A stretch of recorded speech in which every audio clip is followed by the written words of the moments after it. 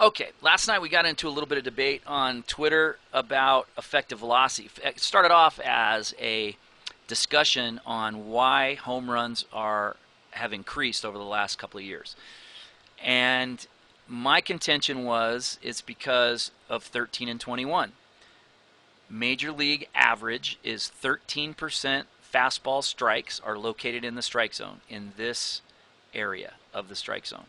The middle up box, the middle in box, and the up and in box. Those three combined are basically the area that's adding effective speed to the pitch.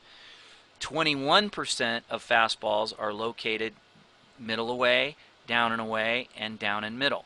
So 13 and 21 means more guys are throwing the ball downhill. When you throw the ball downhill, you've created an angle that's closer to the swing line. That's one factor. Instead of throwing your 95 fastball in here where it's 100 miles an hour of effective speed, you're throwing it to the outside part of the plate where it's really more like 91. So you lose speed. You can't create tunnels off of that down and away fastball that are strikes. You can create sliders down and change-ups off the plate, but guys that aren't sitting on outside fastballs don't chase that. That's why you see guys like Keuchel struggling, because that thought process is limited. It requires hitters to pay attention to that. So this is an outing where he struck out 18 last year. Now, he had been struggling all year. Swing and miss rates were down, struggling. And then all of a sudden, out of nowhere, comes 18 strikeouts. So let's see about the measurables. Scientists are about the measurables. So spin rate must have been up, right? Well, this is the total before leading up to this night, and this was the total that night. So the fastball spin rate was down. The sinker spin rate was down. The fastball movement was down. The sinker movement was a little bit up, 7.1 inches to 7.2, a quarter of an inch or so. So relatively zero. The fastball velocity was down. The sinker velocity was down.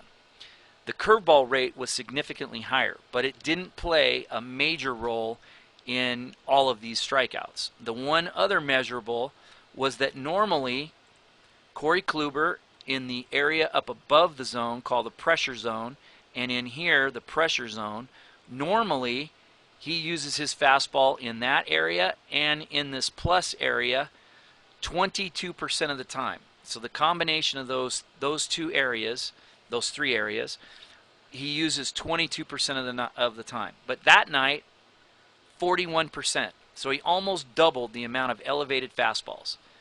What's the result? The higher fastball adds velocity. It takes away reaction time because hitters have to hit it sooner. So that's a major advantage. The other major advantage is it allows you to create tunnels. Now, to sabermetrics, this is just a take. Doesn't mean anything. It's actually a good take. Okay? Why is it a good take? Because it starts in the middle and then it runs way off. But if you understand EV, which is all the other things, it's about looking at what the posture does. The posture goes out over the plate because great hitters, great athletes are drawn to the ball. The area of the ball, the speed of the ball. If this hitter did not have an attention, which is what the contention is of the scientists, if he didn't have an attention, why doesn't he just crush this ball out of the yard? It's 91 miles an hour. It's straight as a string. And yet, this ball he's late on it.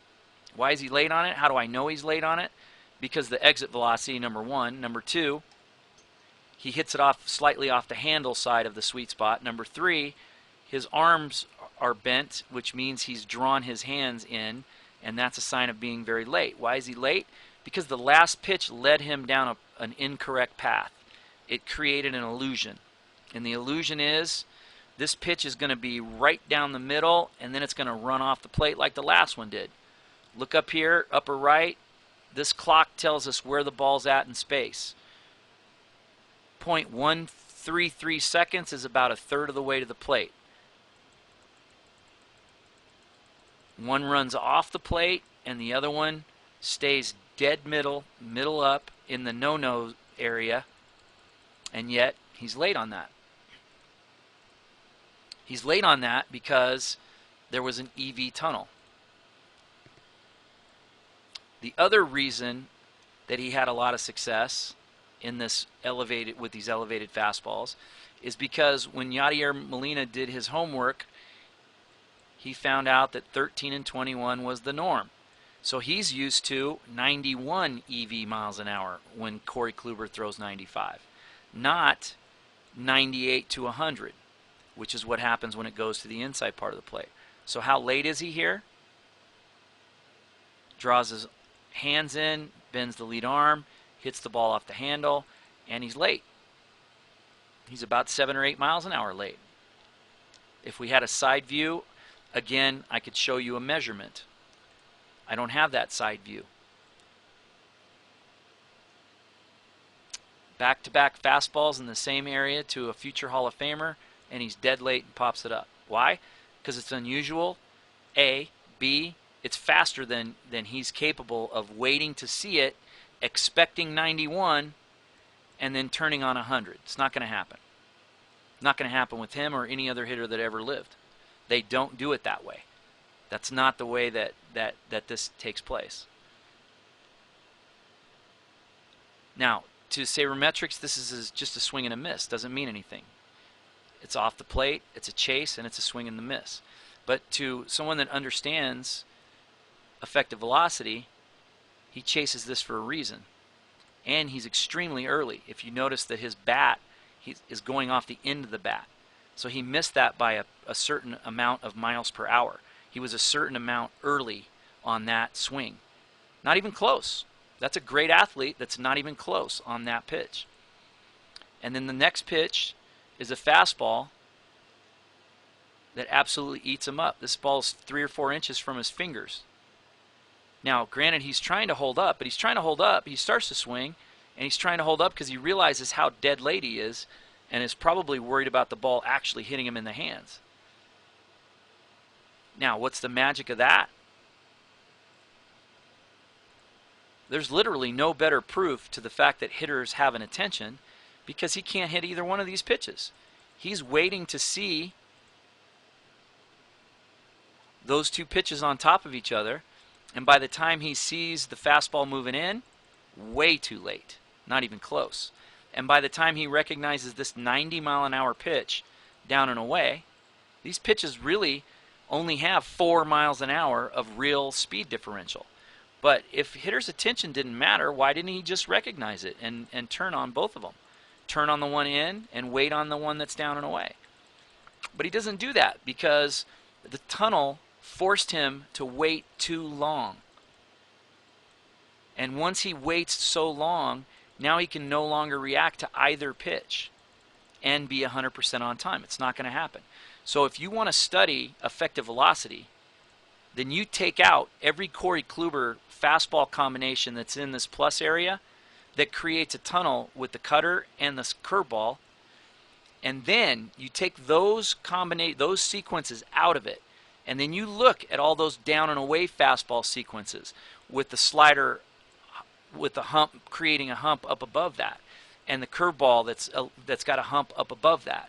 When you create pitches that are recognizable and you're throwing your fastball at 91, that's a recipe for what's happening to Major League Baseball. This is a recipe for what happens to 18 strikeout games. Fastball gains speed. It gains the ability to create a tunnel. It creates uncomfortable swings because everything to this hitter is lying to him. That fastball lied, and this cutter in on his hands lied. That's why he swung at it. He tried to hold up, but it was too late. It was too late because, again, he created a great EV tunnel. Those pitches are right on top of each other until beyond halfway.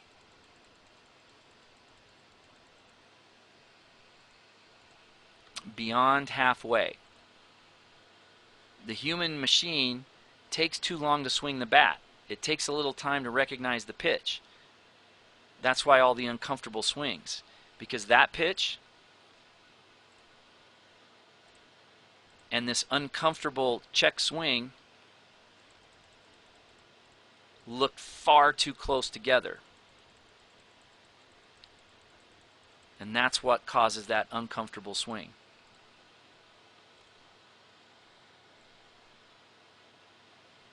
So the measurables that happened tonight, very little to do with spin rates, everything to do with elevated fastball, adding effective velocity, adding tunnels, taking away early pitch recognition, and forcing hitters to be uncomfortable because nothing was what it said it was.